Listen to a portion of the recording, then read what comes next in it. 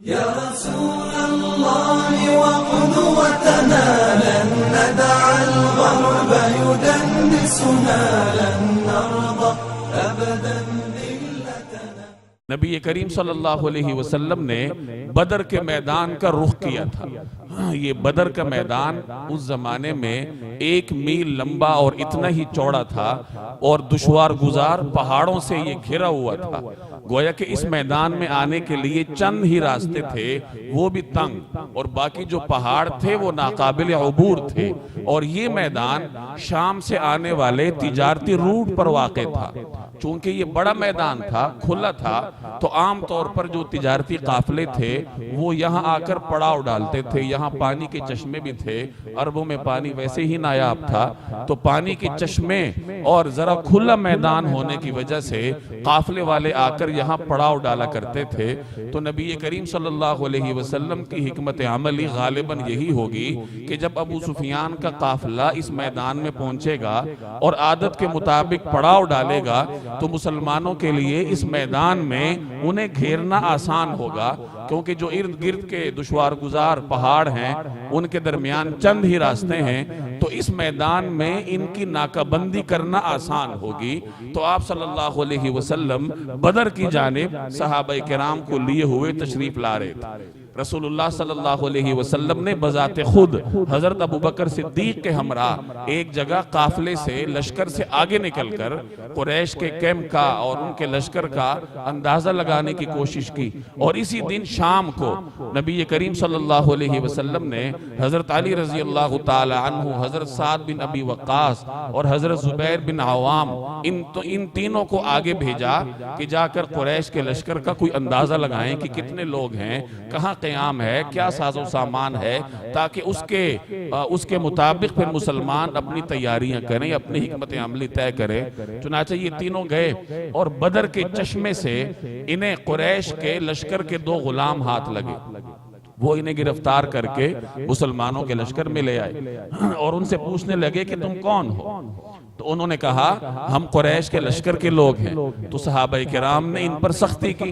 आप सल्लल्लाहु अलैहि वसल्लम ने उनसे दरियाफ्त किया कि तुम ये बताओ कि कुरैश के लश्कर में कितने अफराद। तो वो बेचारे गुलाम थे, उनकी फहम इतनी ही थी, तो उन्होंने कहा कि हमें कोई अंदाजा नहीं है कि लश्कर के लोग कितने हैं, तादाद क्या है। तो आप सल्लल्लाहु अलैहि वसल्लम ने उनसे पूछा कि अच्छा ये बताओ कि उनके लश्कर में रोजाना कितने ऊंट ज़बा होते हैं, खाने के लिए ऊंट ज़बा करते थे, कितने ऊंट ज़बा होते हैं। तो उन्होंने कहा एक दिन 9 ऊंट ज़बा होते हैं और एक दिन 10 ऊंट ज़बा होते हैं। तो आप सल्लल्लाहु अलैहि वसल्लम ने सहाबा से इरशाद फरमाया कि कुरैश का लश्कर 900 से 1000 के दरमियान। इससे आप अंदाजा लगाएं कि रसूलुल्लाह सल्लल्लाहु अलैहि वसल्लम की जंगी फिरासत और बसीरत कितनी थी कि बड़ी बसीरत के साथ आप सल्लल्लाहु अलैहि वसल्लम ने कुरैश के उन गुलामों से उगलवा लिया कि कुरैश के लश्कर की तादाद क्या है।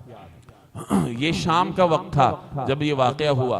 तो रसूलुल्लाह सल्लल्लाहु अलैहि वसल्लम ने अपने लश्कर को रात ही को आगे बढ़ाया और बदर के मकाम पर जो सबसे पहला चश्मा था वहां आपका इरादा था कि यहाँ पड़ाव डाला जाए। तो एक सहाबी थे हजरत हब्बाब बिन मुंजिर रजी अल्लाह ताला, इन्होंने अर्ज किया कि या रसूल अल्लाह, ये जो आपने यहाँ पड़ाव डाला है ये वही का नतीजा है, अल्लाह जल्ल जलालुहु का हुक्म है, या आप सल्लल्लाहु अलैहि वसल्लम की जाती जंगी हिकमत अमली का नतीजा है। तो आपने इरशाद फरमाया कि नहीं, ये तो मेरा फैसला है जंगी हिकमत अमली के तहत।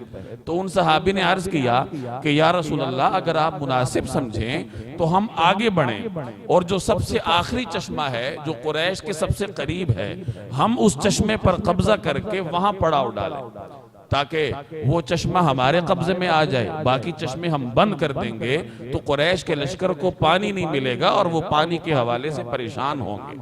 तो आप सल्लल्लाहु अलैहि वसल्लम ने उन सहाबी के इस मशवरे पर अमल किया और अपने लश्कर को आगे बढ़ाया। आखिरी चश्मे के पास जो कुरैश के लश्कर के बिल्कुल करीब था वहां मुसलमानों ने पड़ाव डाला, उस चश्मे पर कब्जा करके वहां हौज बना लिया ताकि मुसलमान फौजी और लश्कर के हजरात आसानी से पानी पी सके। सकें, और जो बाकी चश्मे थे वो पाट दिए, बंद कर दिए, ताकि उनसे कुरैश के लश्कर को कोई फायदा न मिले। नबी करीम सल्लल्लाहु अलैहि वसल्लम ने सहाबा किराम की सफ़ें दुरुस्त की और जंगी हिकमत अमली के तहत आपने सहाबा को दिफा करने का हुक्म दिया कि दुश्मन जब तुम पर चढ़ दौड़ेगा तो तुमने अपना दिफा करना है, इब्तिदा में दिफाई जंग लड़नी है, और जब दुश्मन तुम्हारी तरफ पेशकदमी करेगा, तुम पे हमला आवर होगा, तो जब वो तुम्हारे तीरों की जद में आएगा तो तुमने सिर्फ उस वक्त तीर चलाना है जब वो जद में आए, ताकि कोई तीर जाया ना हो, और जब वो मजीद करीब आ जाए और पत्थरों की जद में आ जाए तो तीरंदाजी बंद करके उनको पत्थरों के जरिए मारो, और जब वो मजीद करीब आ जाए और नेज़ों की जद में आ जाए तो फिर उनको अपने नेज़ों पर रख लो, और जब वो बिल्कुल तुम पर चढ़ दौड़े तो उस वक्त तलवार म्यान से निकाल कर उनका मुकाबला करो। इस तरीके से रसूलुल्लाह सल्लल्लाहु अलैहि वसल्लम ने सहाबाए किराम को एक जंगी हिकमत अमली सिखाई। अब जब कुरैश की फौज आगे आ चुकी, सफबंदी कर चुके, तो उस जमाने की जंग का रिवाज ये था कि उमूमी जंग से पहले दोनों अतराफ के जो पहलवान हुआ करते थे वो बाहर निकलकर दरमियान में लड़ाई करते थे, जोर आजमाई करते थे। तो इसी रिवाज के मुताबिक कुरैश के 3 बड़े सरदार निकले, उतबा, शैबा, ये दोनों भाई थे, और एक उतबा का बेटा। गोया के एक खानदान के 3 शहसवार निकले अपना मुकाबिल तलब करने के लिए, और बाहर आकर मुसलमानों को दावत मुबारजत देने लगे। तो इन्होंने रसूलुल्लाह सल्लल्लाहु अलैहि वसल्लम को मुखातब करके कहा कि हमारे अपने कबीले के लोग जो हमारे चचेरे भाई हैं उन्हें हमारे मुकाबले पर भेजिए। रसूलुल्लाह सल्लल्लाहु अलैहि वसल्लम ने अंसार के उन 3 जवानों को वापस बुलाया और आपने इरशाद फरमाया, हमजा उठो, अली उठो, उबैदा बिन हारिस उठो और जाओ और इनका मुकाबला करो। चुनाचे ये तीनों हजरात, इनमें से हजरत हमजा और हजरत अली जैसे लोग थे जिनमें से एक एक मुकाबिल के 1000 अफराद पर भारी था। चुनाचे ये तीनों मैदान में आए। इधर से उतबा, शैबा और वलीद थे। हजरत हमजा और हजरत अली ने पलक झपकते ही एक ही वार में अपने मुकाबिल का काम तमाम किया।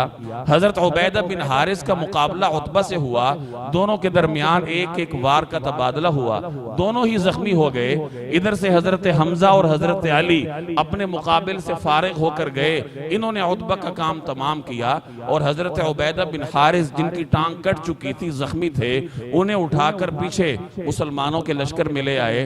बाद में उनका इंतकाल उसी जख्म से हुआ। अब वो मुसलमानों की तरफ बड़े जोश और जज्बे के साथ, मुसलमानों को दिफाई जंग के अहकामात थे।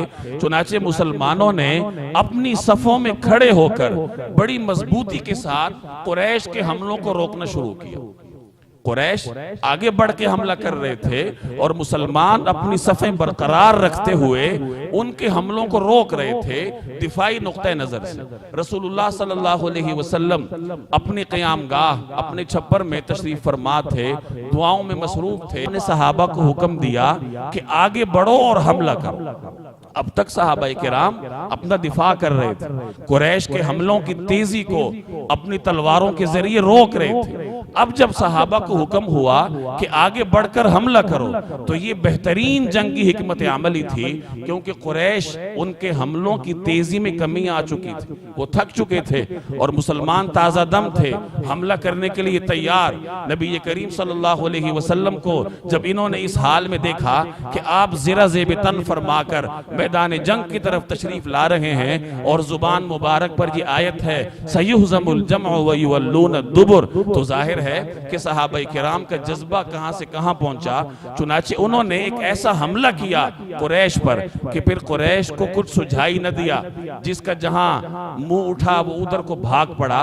बड़े बड़े सरदार उनके मकतूल हुए।